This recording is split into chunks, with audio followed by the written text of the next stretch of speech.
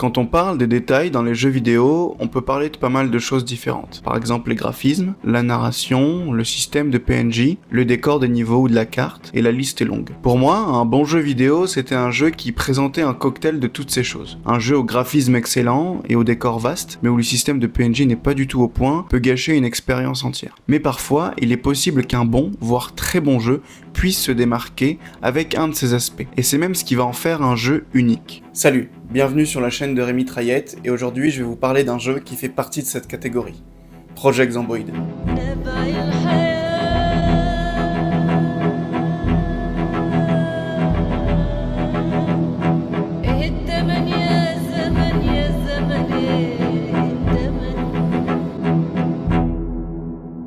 Avant de vous parler du jeu en question, j'aimerais vous présenter The Indie Stone, le petit studio derrière la création du jeu. The Indie Stone, c'est un petit studio canadien et américain qui a été fondé en 2009 par 3 personnes, Andy Hodgetts, Chris Simpsons et Marina Suchong. Avant de travailler sur le jeu Project Zomboid, le studio développait des mods sur des jeux comme les Sims 3 ou Civilization 5. Il y a une raison pour laquelle je vais vous parler du studio avant de vous parler du jeu, c'est parce que les 4 personnes que j'ai citées un peu plus tôt font peut-être partie des personnes les plus malchanceuses au monde.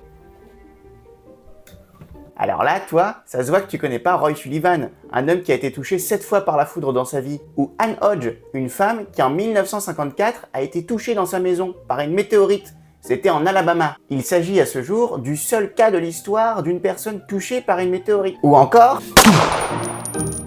Ok, ça c'est fait. On peut reprendre. Pour illustrer cette malchance, j'aimerais vous parler de quelques péripéties qu'ont vécu le studio. Pour leur première levée de fonds, The Indie Stone a décidé d'utiliser Google Checkout.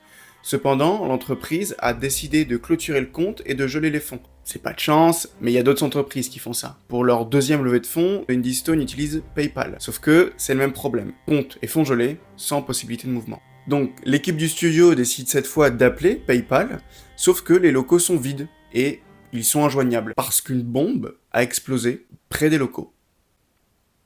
On n'est même pas en 2010, le télétravail n'existe pas. Bon, ils en ont vécu des choses. Mais pourquoi à la base il y a ce problème de gelée de fonds ? En fait, Google et PayPal ont clôturé les comptes pour la même raison. The Indie Stone vendait un jeu en accès anticipé, sauf que l'argent qui a été récupéré servait à la production et la création du jeu. Les gens achetaient un jeu qui n'existait pas encore. Les acheteurs étaient bien au courant qu'ils ne recevraient rien, mais Google et PayPal n'ont pas accepté. Mais bon, tout ça c'est fini, ils ont réussi à rouvrir le compte, récupérer les fonds et continuer la production du jeu. Sauf que ce serait beaucoup trop facile en fait si ça s'arrêtait là. En 2011, l'appartement de 2 des développeurs, Chris Simpsons et Andy Hodgetts, a été cambriolé. Et dans les objets volés se trouvaient leurs ordinateurs dans lesquels il y avait plusieurs mois de travail et de développement du jeu. En regardant cette vidéo, vous êtes forcément en train de vous dire « Rémi Trayette, c'est pas très grave. Vu que ce sont des développeurs conscients et aguerris, ils ont dû mettre toutes ces petites lignes de code quelque part sur un serveur externe. Plusieurs mois de travail, c'est quand même un peu long, donc on va forcément mettre une petite sauvegarde pour être sûr de pas tout perdre d'un coup. Sinon, faut retravailler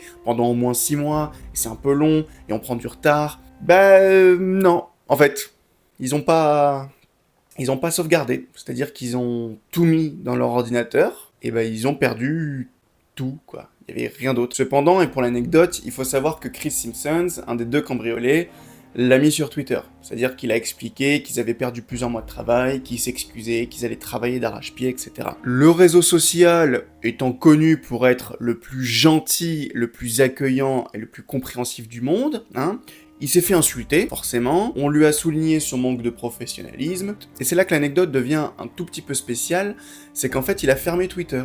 Je sais pas si ça l'a vraiment affecté ou s'il a juste oublié, mais en fait, il a réouvert un compte Twitter il y a moins d'1 an. Il a passé plus de 10 ans sans ce réseau social, alors qu'avant il postait régulièrement sur les avancées du jeu. Enfin bref, après tous ces épisodes de malchance, on y est. Notre petit studio a enfin réussi à développer et sortir une première version du jeu. On est en 2012, et voici les premières images du gameplay de Project Zomboid. On va pouvoir parler de notre jeu. Pour vous faire un résumé, le jeu Project Zomboid, c'est un jeu de survie post-apocalyptique. On essaye de survivre à une invasion de zombies. Il n'y a pas vraiment d'objectif, on n'a pas vraiment de but, on essaye de survivre le plus longtemps, quelle que soit la méthode. C'est un jeu où la mécanique a été poussée pour aboutir à une ambiance et à des situations au plus proche de la réalité. Notre personnage va être bien sûr exposé au risque de son propre corps, la faim, la soif, la fatigue, les blessures, mais aussi les maladies.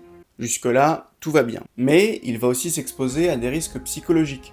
Par exemple, le stress qui va naturellement augmenter quand on sera entouré de zombies ou potentiellement infectés, mais aussi le moral, si on fait rien, on s'ennuie. Et quand on s'ennuie, le risque de dépression augmente. Bon, pour vous donner un exemple clair, je vous propose un petit cours. Bonjour, installez-vous, je vous en prie, installez-vous. Donc, pour vous faire comprendre à quel point les développeurs ont poussé la mécanique, on va prendre un état et rentrer petit à petit dans les détails de cet état. On va prendre la panique. Ouvrez les cahiers, les stylos, ça va noter. Pour commencer, la panique, elle est provoquée lorsqu'on rencontre des zombies. Notre champ de vision se réduit, ainsi que nos chances de coups critiques et de renversement de zombies. On peut réduire le trait panique en prenant des bêta-bloquants, ou en se mettant une grosse race. Dormir augmentera le taux de perte de panique. Cependant, il y a une chance que notre personnage se réveille dans la nuit, paniqué et en stress à cause d'un cauchemar. Au fil du temps, notre panique baisse naturellement car on s'habitue à la vue des zombies. Voilà pour l'état de base. Cependant, et c'est là qu'on va rentrer dans les détails, certains traits et affinités de notre personnage peuvent influer sur l'état de panique. Si notre personnage possède le trait désensibilisé, il ne subira jamais la panique à la vue des zombies. Il pourra toujours se réveiller la nuit à cause d'un cauchemar, mais c'est tout. Si notre personnage a le trait agoraphobe ou claustrophobe, il sera donc paniqué lorsqu'il sera dans des grands espaces ouverts ou à l'inverse, des espaces complètement fermés. Les traits brave et lâche influent également sur la panique lorsque l'on voit des zombies. On paniquera beaucoup moins quand on sera brave, et forcément beaucoup plus quand on sera lâche. Le trait hémophobe fera paniquer notre personnage lorsqu'il devra se soigner, et le trait mordu d'adrénaline donnera un boost de vitesse lorsque nous serons paniqués. Ça va? Vous suivez? Ouais. Je m'en fous, c'est pas fini. Ok. De plus, la panique possède 4 niveaux. Agité, affolé, paniqué et effrayé. Ces 4 niveaux vont augmenter graduellement les effets que je vous ai donnés un peu plus tôt. Bon, j'espère que vous avez bien suivi. On est rentré dans les détails de un état, sachant que dans le jeu, il y en a 23. Et sur ces 23, 19 ont 4 niveaux comme la panique.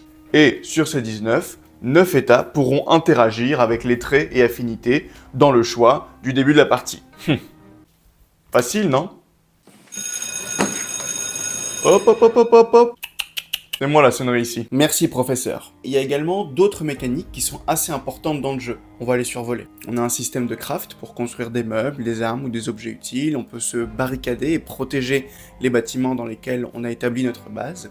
Les zombies, bien sûr, qui sont une composante très importante du jeu. Ils ont une IA assez complète, qui réagissent au son, aux lumières et aux mouvements du joueur. On peut également choisir en début de partie le type de zombie ou le type d'environnement, du plus ou moins hostile. On a également les véhicules. Aléatoirement, dans la map, sont placés plusieurs types de véhicules. Ils sont importants pour explorer plus rapidement, bien sûr, mais aussi pour stocker plus de choses. Et enfin, je vais vous parler d'un dernier truc, c'est le temps. La temporalité dans Project Zomboid, c'est super important. Le temps. Bref. Vu qu'on a beaucoup parlé, on va condenser tout ça pour rendre l'information la plus digeste. Désolé, mais je suis obligé. On a évidemment des cycles jour et nuit qui ont leur importance. Il est toujours plus dangereux de voyager, fouiller la nuit, car comme on l'a dit avant, les zombies vont réagir au bruit et aux lumières. Ce qu'il faut retenir pour le premier mois en jeu, c'est qu'il faut s'équiper. L'eau et l'électricité sont encore disponibles, on doit donc naturellement stocker le plus de ressources possible pour se préparer à la suite. À la 4e semaine, on a des coupures des ressources les plus importantes du jeu, aléatoirement. On a donc plus d'eau et on est dans le noir.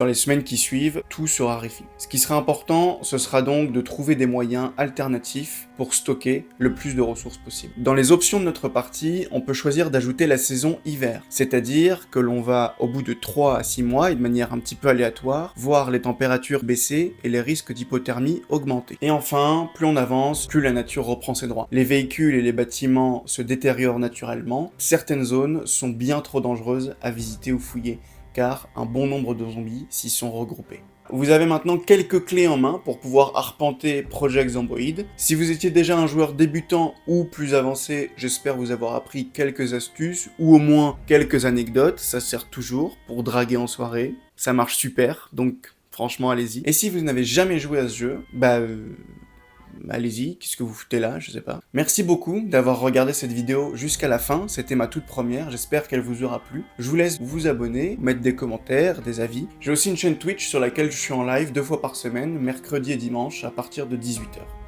Venez me rejoindre, on est ensemble, on fait des trucs, ça va être génial. Encore une fois, je vous remercie, et je vous dis à bientôt. Salut!